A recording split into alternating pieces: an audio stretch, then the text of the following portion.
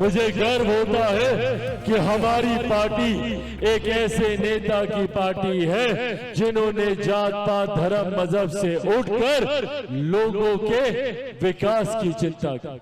हमारे नेता आदरणीय रामविलास पासवान जी ने, बैठ जाइए प्रभु, हमारे नेता आदरणीय रामविलास पासवान जी ने कोई ऐसा क्षेत्र नहीं, कोई ऐसा वर्ग नहीं जिसकी चिंता करने का काम ना किया हो।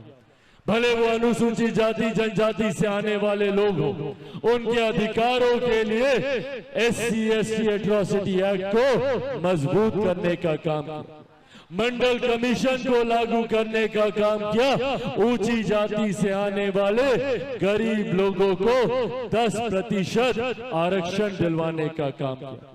कोई समाज का ऐसा वर्ग नहीं, कोई समाज की ऐसी जाति नहीं जिसके लिए हमारे नेता ने कार्य करने का काम ना किया। आज जितने लोग हाथ में मोबाइल लेकर घूम रहे हैं, ये मोबाइल हमारे नेता आदरणीय रामविलास पासवान जी की देन है।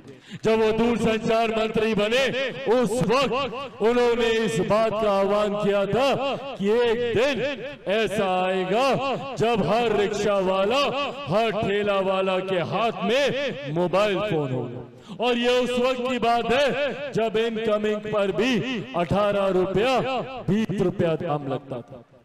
हमारे नेता आदरणीय रामविलास पासवान जी की देन है कि आज देश की ही नहीं, दुनिया की सबसे बड़ी गरीब कल्याण योजना हमारे देश भारत में चलाई जा रही है।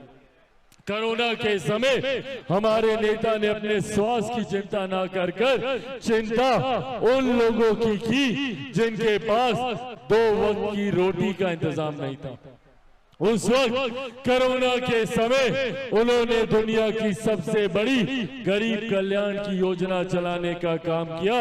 प्रधानमंत्री गरीब कल्याण अन्न योजना के तहत देश में 80 करोड़ लोगों को मुफ्त में अनाज दिया जा रहा है। ये देन हमारे नेता आदरणीय रामविलास पासवान जी की।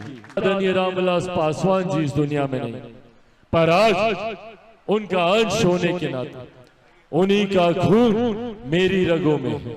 आज आप लोगों से ये वादा करके जाता हूं कि हर वो सपना जो मेरे नेता, मेरे पिता आदरणीय रामविलास पासवान जी ने देखा था, वो सपना एक विकसित झारखंड को बनाने का, उनके उस सपने को चिराग पासवान पूरा करेगा। ये वादा आप लोगों से करके जाता। साथियों, मेरा जब जन्म हुआ था उस वक्त बिहार और झारखंड एक ही राज्य थे। ऐसे में आज मैं अपनी जन्मभूमि पर ही खड़ा, और अपनी जन्मभूमि पर खड़ा होने के नाते अपने लोगों से ये वादा करके जाता हूं, और खास तौर पर अपने तमाम नौजवान युवा साथियों से यह आग्रह करना चाहता हूं, पहचानिए अपनी ताकत को। एक बड़ी आबादी युवाओं की है। झारखंड जैसे राज्यों में जहां पे 65% से ज्यादा की आबादी युवाओं की है, पहचानिए अपनी ताकत। अगर ये 65% युवा एक हो जाए, एकत्रित हो जाए, एकजुट हो जाए, तो दुनिया की कोई ताकत हमें आगे बढ़ने से नहीं रोक सकती। जरूरत है हमें एकजुट होने की। पर कई ऐसे राजनीतिक दल हैं, कई ऐसे नेता हैं जो हमें जात पात धर्म मजहब में बांटने का काम करते हैं, जो युवाओं की जमात को नहीं, युवाओं की जाति की बात करते हैं, और सिर्फ जात पात में बांटने की वजह से हम एकजुट नहीं हो पाते, अपने अधिकारों की लड़ाई नहीं लड़ पाते। आज मैं अपने युवा साथियों से यह आह्वान करूंगा, जात पात धर्म मजहब से उठकर हमें सोचने की जरूरत है। हकीकत है कि अगर हिंदुस्तान में कोई एक फर्क है, कोई एक भेद है, तो बस इतना कि एक अमीर जो अमीर होता जा रहा है, दूसरा गरीब जो गरीब होता जा रहा है।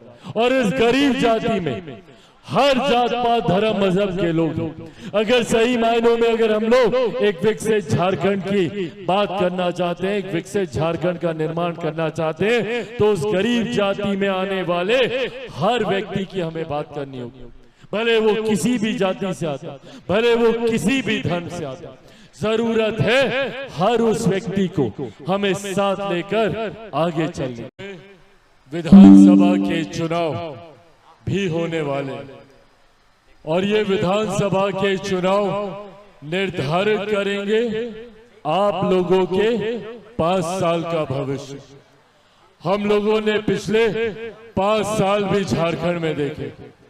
ये ऐसे महत्वपूर्ण 5 साल थे जिसमें संभवतः झारखंड विकास की राह पर तीव्र गति से आगे बढ़ सकता था, पर इन पिछले 5 सालों में झारखंड में विकास होना तो दूर, हम लोगों ने कई ऐसी विपरीत परिस्थितियां देखी जिसकी वजह से झारखंड को और झारखंड में रह रहे हमारे तमाम साथियों को न सिर्फ विकास से दूर रखा गया, बल्कि यहाँ पर जिस तरीके से घटना चक्र घटा उसकी वजह से हम लोगों को शर्मिंदा होना पड़ा। भारत का एक ऐसा राज्य जिसके मुख्यमंत्री को भ्रष्टाचार के आरोपों में जेल जाना पड़ा, एक ऐसा राज्य जिसने मान सम्मान को बढ़ाने की वजह की बजाय यहाँ के मुख्यमंत्री के भ्रष्टाचार में लिप्त होने की वजह से देश भर के सामने, दुनिया के सामने हम लोगों को शर्मिंदा होना पड़ा। साथियों, पुनः आने वाले दिनों में झारखंड में विधानसभा के चुनाव होंगे। इन विधानसभा के चुनाव में पुनः ये जिम्मेदारी हम लोगों के ऊपर आएगी कि आने वाले 5 साल के अपने भविष्य को हम लोग कैसे तय करते हैं।